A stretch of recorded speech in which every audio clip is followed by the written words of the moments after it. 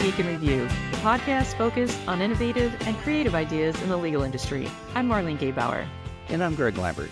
And Marlene and I just got back on Friday from Florida, and I want to talk about that, but instead of just the two of us, I'm actually going to bring in our guest, because I think this is something that is going to be interesting for them as well. So today we are joined by Kara Peterson and Richard DiBona, the co-founders of Descrybe.ai, a justice tech startup that aims to democratize.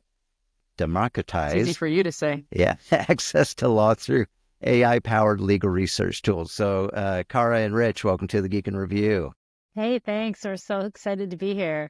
All right. Thank you. So last week, Marlene and I went on an advisory panel with about five other. I think there were all told there were 20 people there. Yeah, but so probably about 10 clients. It was really good. It was in Fort Lauderdale, Florida.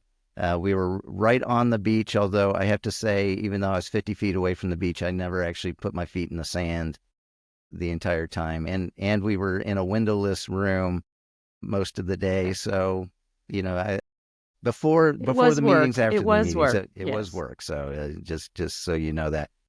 But we've done advisory panels before, and this is why I wanted to bring Rich and Kara on to talk about it. One of the things I thought was really interesting this time around, Marlene, was that this one felt like we were being asked for our opinions on things instead of being kind of given a dog and pony show on products that the vendor was coming up with. And I felt like that was the best use of our time and of the vendor's time. So, Marlene, I'll start with you first on this and get your opinion. What did you think of that? Well, I do like that, and I think for this particular advisory board, they really do focus on that. They really do want to hear what we have to say about how they're doing things. And there is a small amount of sort of here's where we're moving with product, but it's much more a strategic type of discussion as opposed to this is how it works and how do you like this and how do you like this type of thing and that type of thing for each product, because that's really the benefit of this. I mean, they could do that kind of demo any place and have different audiences and give that type of feedback. This is really more they're bringing in leaders from different from different firms to basically hear what they have to say about what they're doing and how they could be doing things differently or better. Yeah, and Rich and Kara, I'd like to. This is why I brought you guys on. Yeah, I mean, if you could sit down with 8 of your customers, high end customers, and talk to them, how would you? What do you think would be the most value that you could get out of that meeting? Yeah, that's such a great question. And I love that the folks down there flip the script kind of like that. It's almost like flipping the classroom, right? Like that, the movement that kind of happened in higher education. And I think they were really smart to do that, because when you have people like yourselves or other advisors or users sort of in a space where you can pick their brain, it's really, really fortunate. And that's like golden time and you shouldn't waste it. So exactly like you're saying, doing the dog and pony show and like, here's what we have, like that's going to put people kind of in a box about what they're reacting to. But if you give people more of a space of let's kind of dream this up together, I think that's really valuable. And that's actually how we approach our advisory board, our advisors at Describe. I'm happy to talk more about that if you're curious.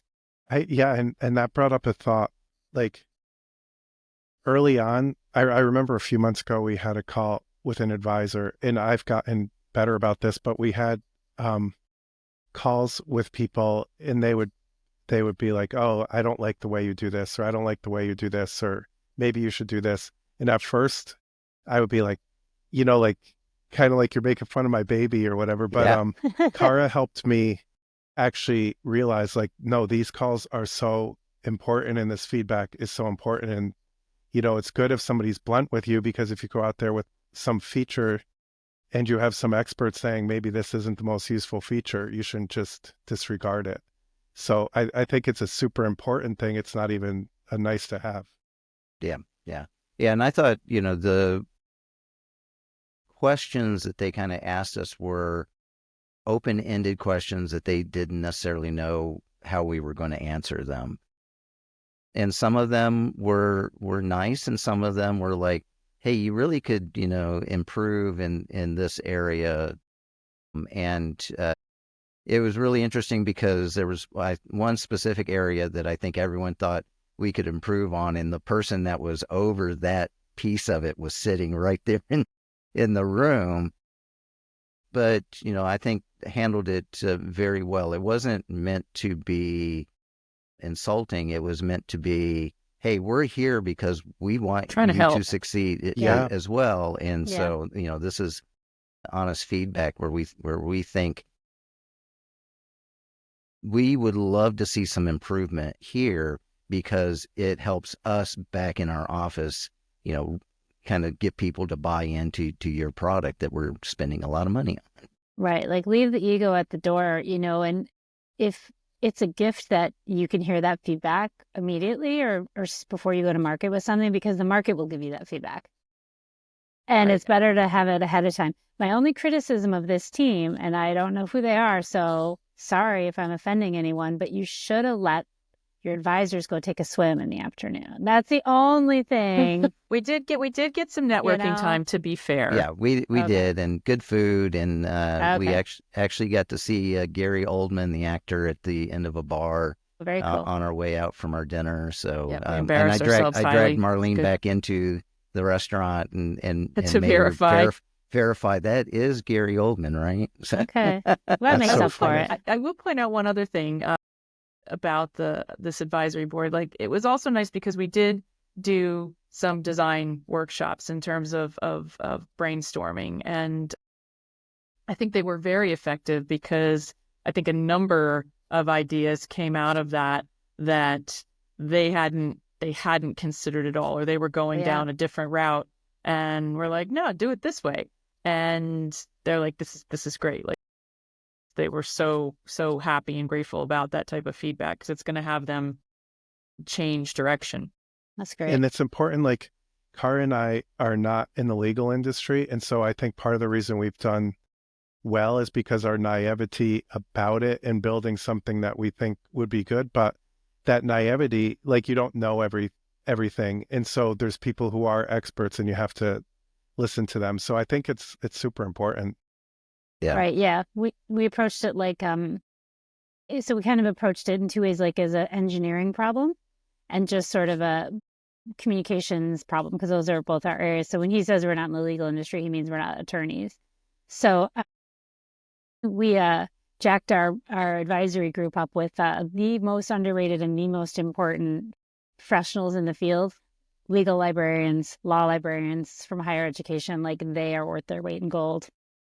So Yes, they are. And I did want to do one more thing on the design sprint, because I've done design sprints with others where the outcome was almost predetermined on how they set up the sprint. Yep. And I thought this one was much more reliant upon the individuals in the groups that were set up to come out with the outcomes.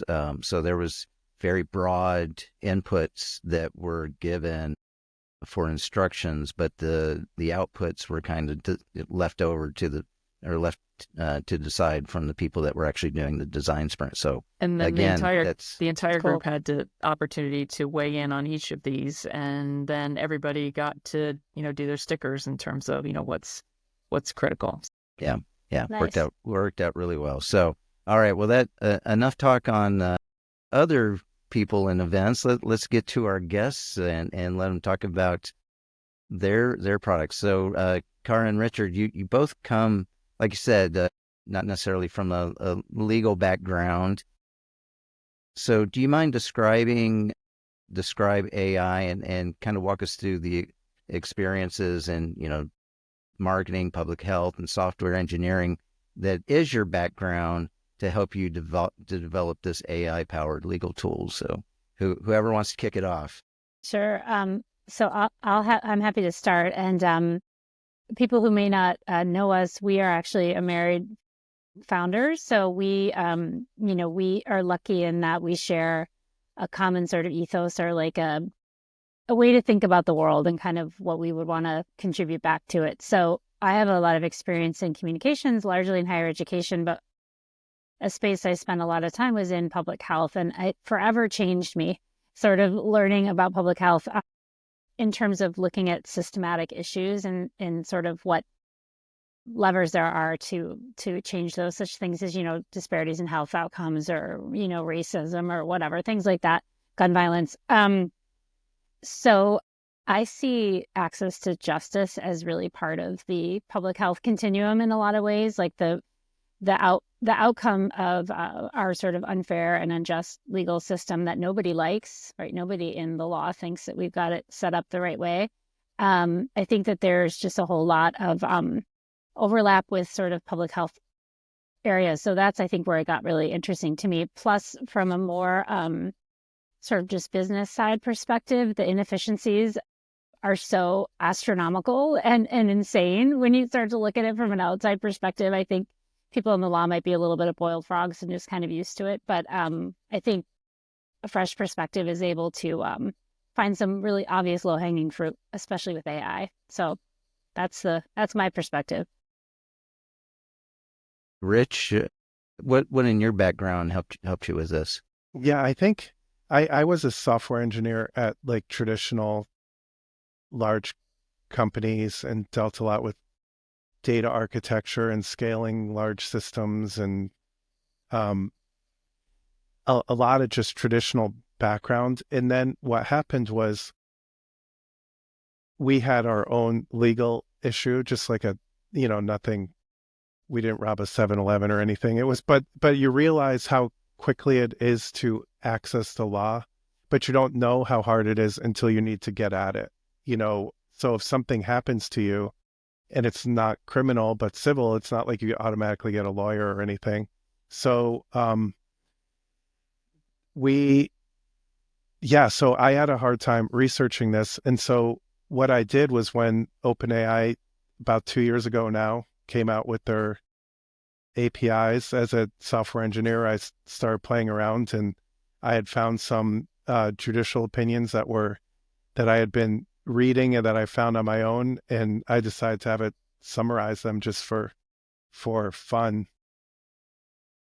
And I was amazed at how well it did. And so I started summarizing more and more, and we ended up where we are now. Yeah, interesting. Yeah. So, Richard, I have a little spicy question for you. So you have expressed skepticism about some recent projects claiming to be LLMs. So can you elaborate a bit more on the key differences between these high-functioning LLMs and smaller projects in the tech space, or the legal tech space? And how does that impact the development of tools like Describe.ai? Oh, funny. Did you find that on LinkedIn or something? Did I make a comment somewhere? I think we do some research. Yeah, there you go. Very good. No, I think this was from our email conversation a few weeks ago. Yeah. Okay. He's already So I think what happened there was this company that was saying they created a new LLM for law, and whatever companies, I kind of look at whatever's out there. Like if Bob Ambrogi talks about something new, or you see it on LinkedIn somewhere, I'll go and look. And to me, it looked like they had a legal Q&A chatbot, which is great. But I didn't understand like what the threshold was for them to be calling themselves an LLM. Like, to me, an LLM is like your OpenAI or Anthropic or Claude or some other thing that is, brings in billions of tokens and makes that transformer and all that. So I just didn't know what the threshold was for them to call themselves an LLM. So that, yeah. I think you find that in the market, especially whenever there's something new, whether it's extractive AI or generative AI, even maybe now you're seeing things like agents and this. It seems like you can kind of make your own definition of what you are I was for a going to little say while. there's a lot of discussion in the community about definitions, about what something specifically means. And I know, like, I put out a cheat sheet about what, different types of RAG, and I know other people have put out, here are definitions because, I think, maybe the vendors, sometimes, keep that sort of loose in terms of what the definitions are. And then the rest of us are kind of like, okay, well, what exactly does that mean? And, is this the same thing or not? So I commend you for basically calling it out and questioning it, because, we all want to get it right. So, Yeah. I think it's important. Yeah. And it seems like it's changing so rapidly. Like I saw an interview with Sam Altman from just last week, and he was talking about like ASI, like super intelligence. So now we have to think about That's another one. this. Okay. And so it's like, Thanks, it Sam. just changes so fast. Well, Yeah, it's like the it's wrappers, right? I mean, we've all spent a lot of time talking about wrappers. Like, and what does that mean? It's a thin wrapper. It's a thick wrapper. Is it a wrapper? And it's it's a similar thing. And so we can't really be too surprised when the marketplace is really confused, and it's a lot to put on the market, right? To try to make these decisions properly for their firms or for their own use when there's so much confusion, and also in such high stake cases as legal. And don't get me started on this because I'll take the whole hour, but the idea of how are we assessing how well these things work, that's like an entire other deep rabbit hole that needs to be explored someday. Yeah. And you have to be careful, because a lot of times you get, especially in the legal industry, AI's given a little bit of a honeymoon period on this, but a lot of times you get one bite at the apple. And if you're not what you're advertised that you are, it's hard to get that second bite once you've kind of disappointed the audience, and you don't necessarily want your marketing. Yeah, I think a lot of times you'd like to under-promise and over-deliver than the other way around. Yeah, Just like the new restaurant down the street, exactly with the bite. Right. Like if they're not good, you may not go back. So there's a conversation, I don't remember which show it was, but there was a lot of discussion about this. Somebody came out and said they were the first XYZ, and I don't remember what the XYZ was in particular, but this panel really had a field day with that, because it's like, were you really the first? And it's really dangerous when people say that, and as journalists we immediately are questioning. So yeah, I think you're right. You got to be careful what you're telling the market about who you are if you can't back it up. And to go back to your are these things really as good as they say they are? I mean, again, a lot of discussion about standards or accuracy, and like some vendors are kind of doing their own thing and saying, okay, here's our accuracy, rate, or others are like, well, we go back to citations and that's how you determine it. And that yet there's even more conversation about like third party groups trying to set some sort of standards. So everybody's sort of struggling with that to try and just get some purchase on what accuracy is enough, that we're comfortable with it. I don't know the answer to that. I don't think anyone does yet. Yeah. It kind of reminds me, every Mexican restaurant that you go to here in Texas is the very first one that ever served a frozen margarita. I've seen that claim at so many Tex-Mex That's true. places. Wow, I believe Home of it. the original frozen margarita. Right. It's like, wait, I just had that yesterday somewhere else. Well, let's talk about the mission that you have there at Describe.ai. So I know that there's a big push towards democratizing access to legal information. And Kara, recently you've included upgrades that feature things like Spanish search and simplified summaries. Can you talk to us a little bit about what the mission is there, and what were some challenges that you faced when trying to implement putting these things, going from mission to actual reality? Yeah, that's great. And as things evolve, like this is happening so fast. And even when Rich said 2 years ago, that's 1,000 years ago, right? In like AI time, like in terms of how long we've been around. But we still feel like a pretty new company, even though in AI years we're old, we're long in the tooth. But so we, as kind of opposed to or opposite of what we were just talking about, our credo from the beginning was we're going to do one thing and we're going to do it really well. So we're not trying to be everything to everyone. What we're trying to do is play at the end of the continuum of access to justice in the access to law space. So when you think about sort of the whole ecosystem, companies like ours, where we're really dealing with access to law or access to publicly available information in a way that makes it more accessible to people, either through the language or the summarization or just the fact that it's free, there's no login, those kinds of things. All the way on the other end of the continuum are people who are working in probably even, a much more interesting space, but also much riskier in the actual delivering of legal services, right? Using AI and direct to consumer kind of work. So we believe that the changing access to justice in this country will be something that takes all of us, and it's going to take a continuum. So we're excited to be playing in this foundational part. We're standing on the shoulders of others, like the Free Law Project. That's where we get our data.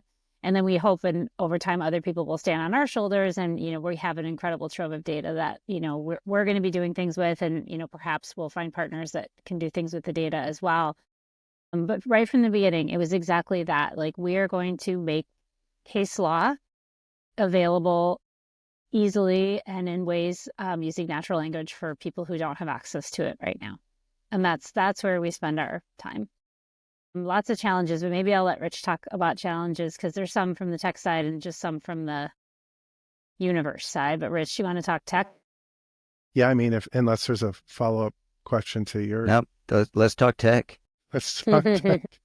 Yeah, I think the challenge for us is what we decided to do was pre-summarize everything and get everything searchable instantly, so that when you go into our thing, it's not actually calling some AI search, which helps with the hallucinations and all that too. But the scale of that was just and is so massive, like dealing with millions of judicial opinions that are each like 40 pages long. Or, there was one in Pennsylvania that first time I ran it, about a year, whatever it was, a year ago, whenever I was running Pennsylvania the first time, this thing was 750 pages long, this judicial opinion. I'm like, oh my God. Someone had to write that poor yeah, it's person. like somebody wrote War and Peace as a judicial opinion. But so it's just a massive amounts of data. So what we've ended up with like 100 million summaries of these things when you include the translations and the simplified. But we think it's worth it because we're able to get more accurate searching and just really fast results. Well, describe, Rich, if you don't mind, describe what your typical customer, who they are and why they use what. Sure. Well, I'll describe with a Wyatt. Yeah. There you go. So at first, I would say that Kara and I, or maybe just I, but I think Kara too, we expected this to be like a B2C thing where people would go in and type in like, my dog bit my neighbor's kid, or I slipped and fell outside of a store, or my landlord evicted me for no reason, or whatever, like not basic, but consumer level searches that happen to the public every day. And what we've found is that it seems to be mostly used by attorneys, and we don't track everything, but just from people talking to us, it's a good place to start for attorneys. If a client walks into your office, into your law firm, and has an issue, and you just quickly want to find out some relevant case law, it's the fastest and cheapest way to do so in natural language. So maybe somebody walks in and they say, oh, I own a store and my employee accidentally knocked over a customer and they got hurt. Who's liable? Or, you may not know that off the top of your head, but if you just type that exact sentence into our Describe.ai tool, it'll give you relevant case law in less than a second. So you could go and move on with your research. And so it's not the end, like it's legal information, but what it does is it gets you started towards further research where maybe you take those cases and you shepherdize them or do whatever and see if you could actually use them. But also with the summaries that are kind of like cliff notes of these opinions, you could read through them in seconds to see if it's a relevant case rather than having to read the whole 40 pages and try to stay awake and see if it's relevant. I think that leads into, we'd asked if you guys were willing to do a little demo on this. So Rich, would you mind just kind of walking us through kind of a typical use case? Sure. Yeah. Let me hit share screen. While he's doing that, I'll just quickly say back to challenges. We actually rewrote the entire week. Rich actually rewrote the entire platform using the latest models. And that's the other challenge when you're in this space is things are improving so fast. Yeah. So we rewrote it from the ground up, which he'll explain. Yeah. Cara, do you want to come up with a search here, or should I just type in something? Yeah, just whatever, one of our usual ones. That's fine. Okay. And remember to explain what you're doing. Yeah. So So basically all anybody has to do is go to our website. And there's a search box here, just like Google, and then the rest of the website if you want to read about us and figure out what we're doing. And then you could go to the search tab up here, and you could basically pick your state to search in, and you could type in legal terms, concepts, or case facts. So I just put in, is Miranda necessary if out of custody? So I'll hit search on that, and then it comes up. And it's one jurisdiction at a time. This is doing all of our stuff. So like this one's Massachusetts, this one is New Hampshire, this one is North Carolina, and then you could narrow it if you want.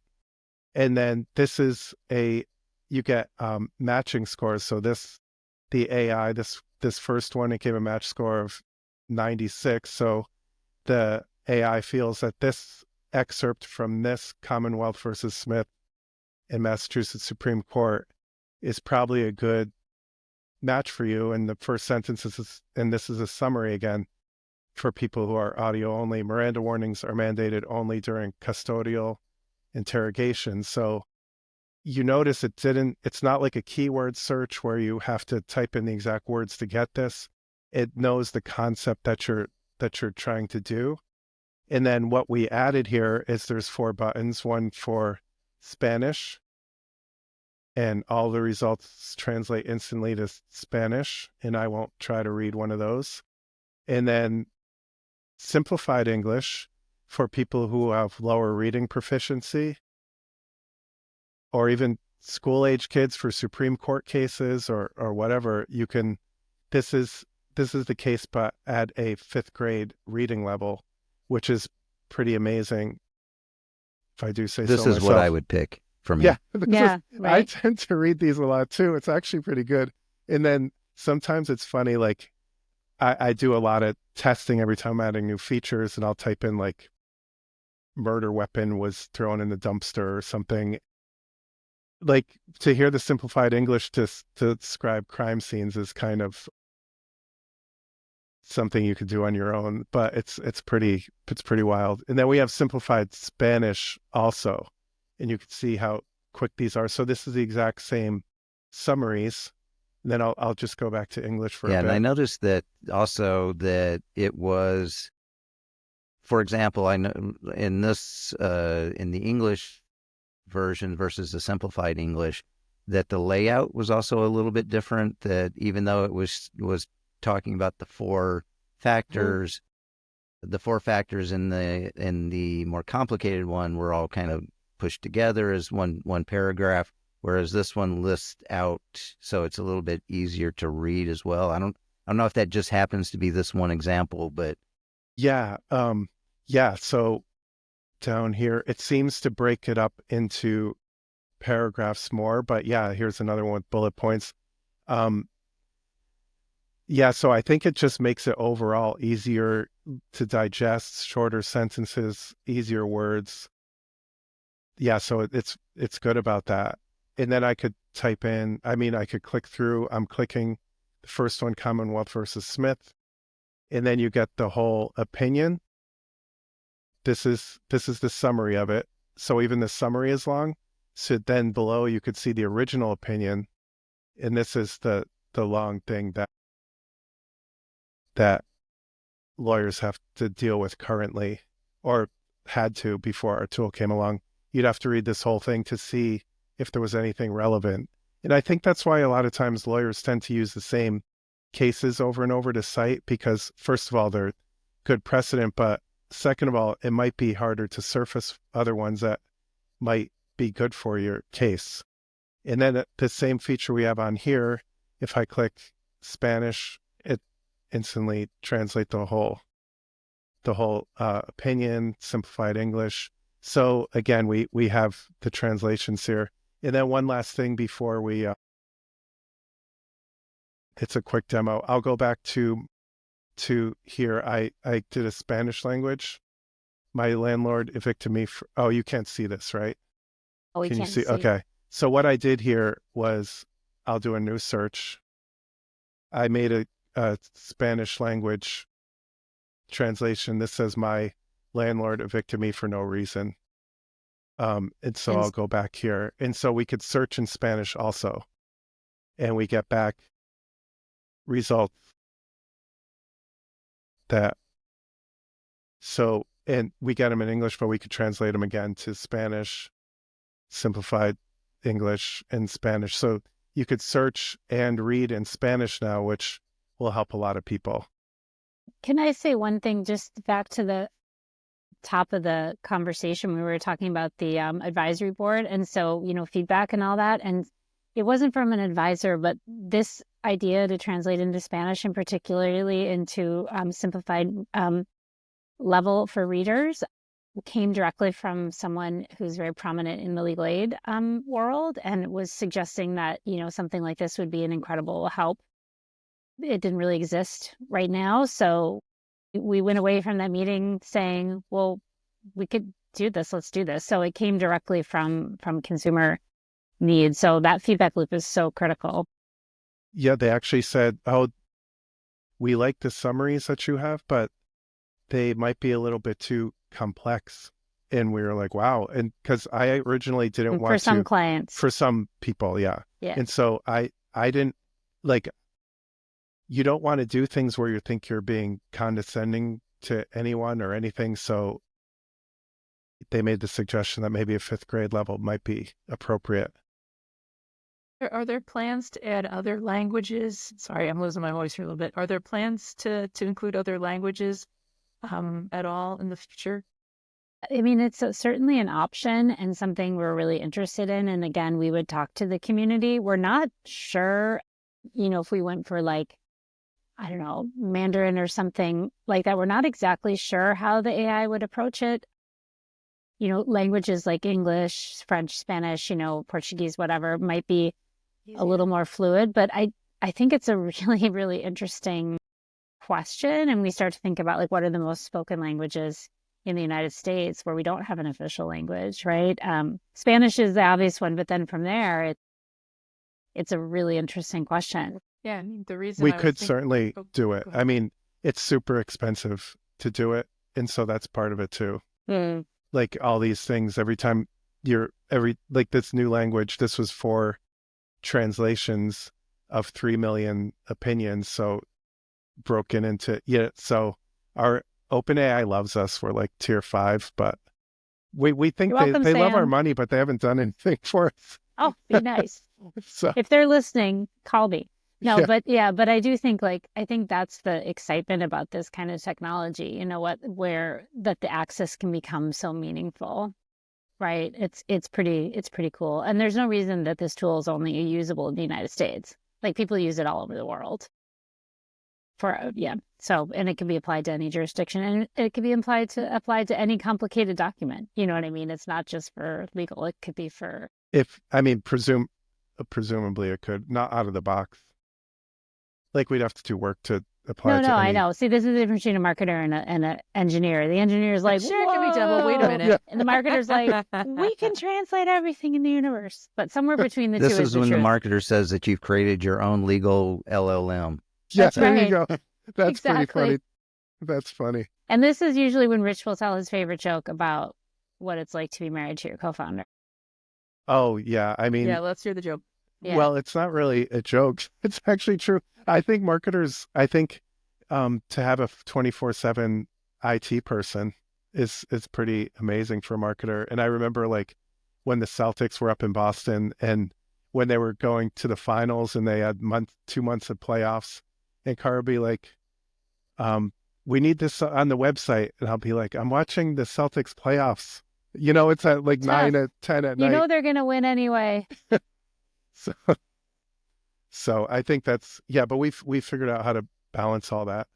Yeah, It's so the actually joke good. was that that it's every marketer's dream to have a 24-hour IT person that can't say no. And that's pretty much true. That's true. That I is can't true. say no. Yeah. That's fair. That's fair. Well, I think this kind of moves into into a question that I have for Kara, and you're involved in various AI and legal tech organizations. So, what trends or developments, in terms of responsible AI or access to justice, do you see as most crucial for the legal industry to address? That's great.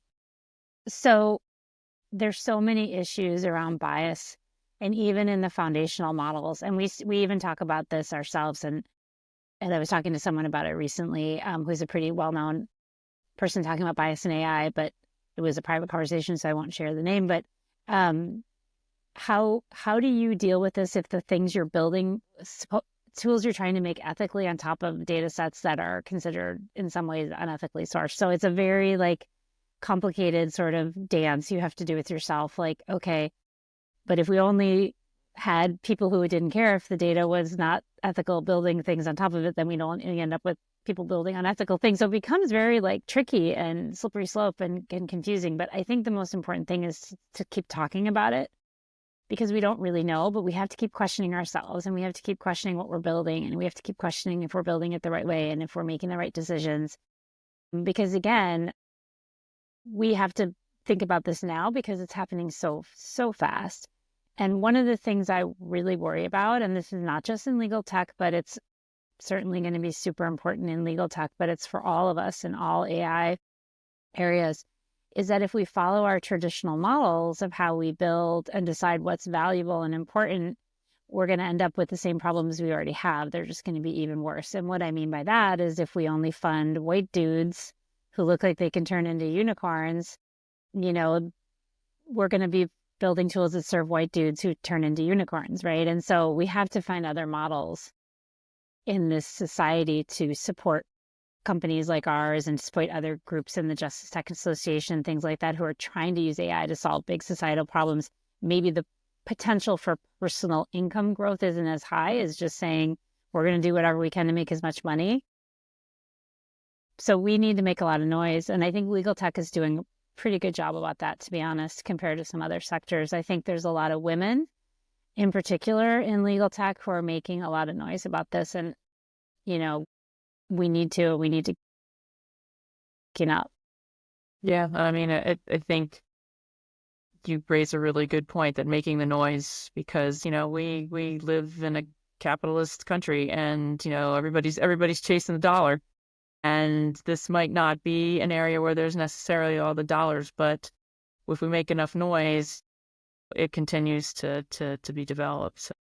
Right. And we can't be surprised then if we don't, right? And if then, oh, gee, we just made all of the divides worse. Because if you imagine a dystopian future, right, where we don't correct for that, basically AI is just going to make the already well served better served and be able to get one over, so to speak, on everyone else even more easily. So it's not going to naturally, market forces don't work that way. We wish they did. We always say self-regulation and it'll be fine. And, we know that doesn't work. So there has to be purposeful attention paid to spreading the benefit across.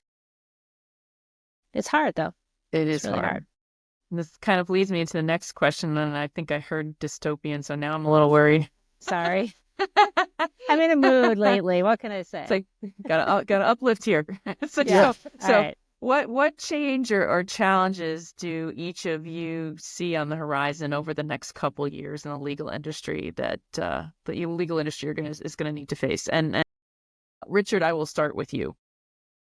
Yeah, that's interesting. I was thinking about this in terms of using AI to help me program. So I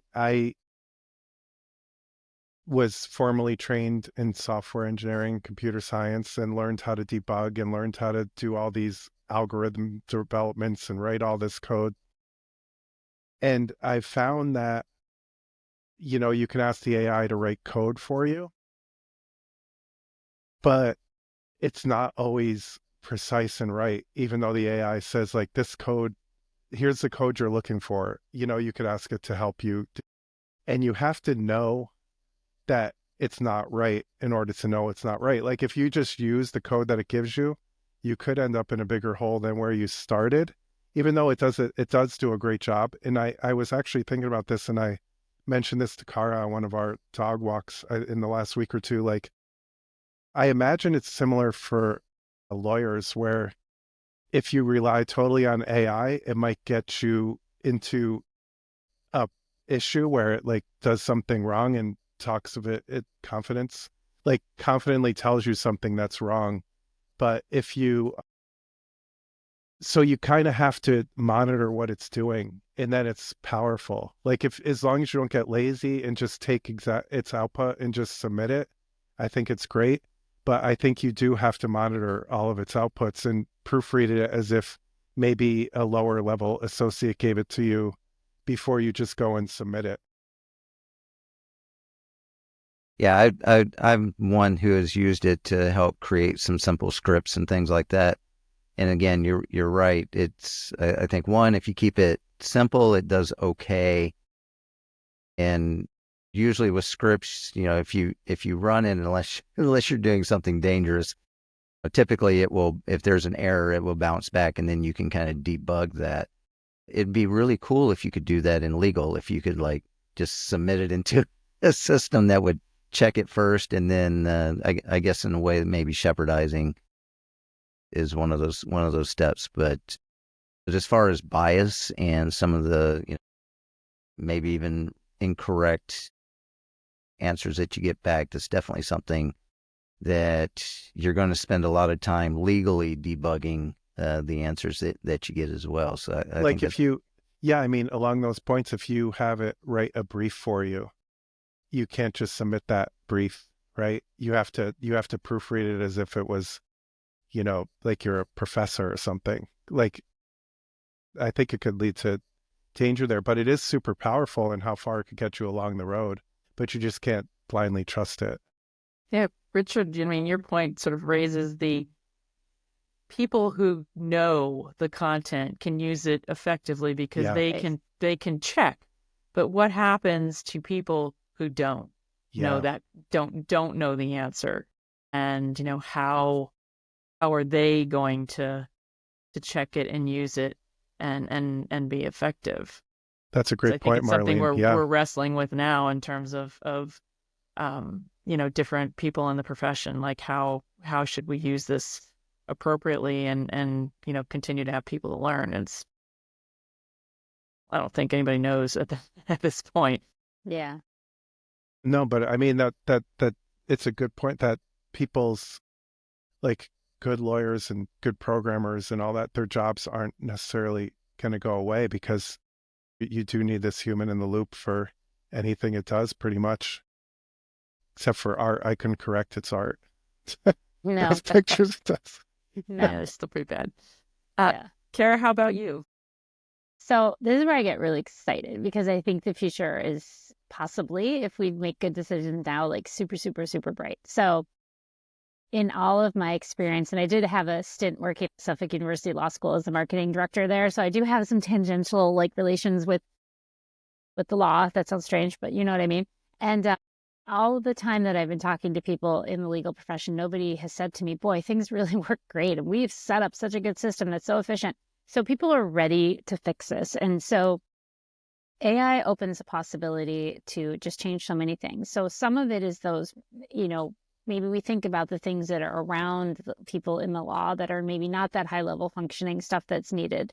So just the amount of time you're spending on sort of rote activities that, AI could really help with, that would free up lawyers to do more lawyering, right? And to do more high level cognitive thinking and to work with their clients more and to have more time and to frankly have a better life and to have a better work-life balance and all these things. So the possibilities are endless in terms of the efficiencies it can make. And if you look at the current system, right, like what are people now doing that don't have, like they don't have anything anyway that's good in terms of getting wrong information or knowing how to process certain things. So pro se people, it's not their fault. They're doing the best they can, but it's causing all kinds of, gunk in the system and slowing things down. And it's just, so I look at it as the area of efficiencies that if applied to a systemic way across the whole system, it can just change the nature of way things happen in the legal profession, which would be good for everyone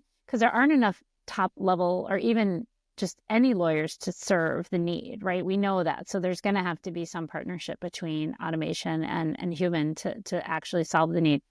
And I don't know if this will come to pass or not, but one of my biggest hopes actually, and things that I get really excited about is how AI can divert a lot of things from the courts in the first place. So we already know a lot of, like, it's a very small number that gets in front of a judge in the first place.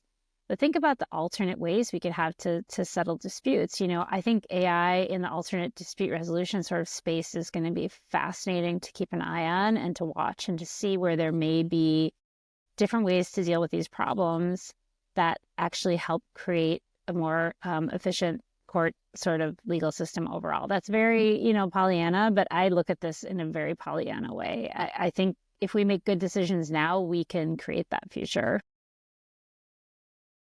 I would say that the best outcome for a legal issue is to settle it before it needs to get to court. Yeah. So, yeah, true. Yeah. All right. Well, Cara Peterson and Richard DiBona, I want to thank you both for coming in. You're the co-founders of Descrybe, and I want to make sure that's Describe with a Y.ai. That's right. So thank you very much for coming in and talking to us. Thank you so much. Thank you so much. This was great. That was a lot of fun. And of course, thanks to all of you, our listeners, for taking the time to listen to the Geek in Review podcast. If you enjoy the show, share it with a colleague. We'd love to hear from you, so reach out to us on LinkedIn. And Cara and Rich, we'll put links in the show notes, but for the listeners, what's the best way to find out more about Describe or to reach out to you guys directly? Yeah, come to our website. It's descrybe.com. So please, or .ai, sorry. We do own .com too, though. We do own .com too, sorry. But come visit us, and we're on LinkedIn. We're very active on LinkedIn, so do find us there. And as always, the music you hear is from Jerry David DeSica. Thank you, Jerry. Thanks, Jerry. Talk to you later, Marlene. Okay, bye. Bye. Thank you.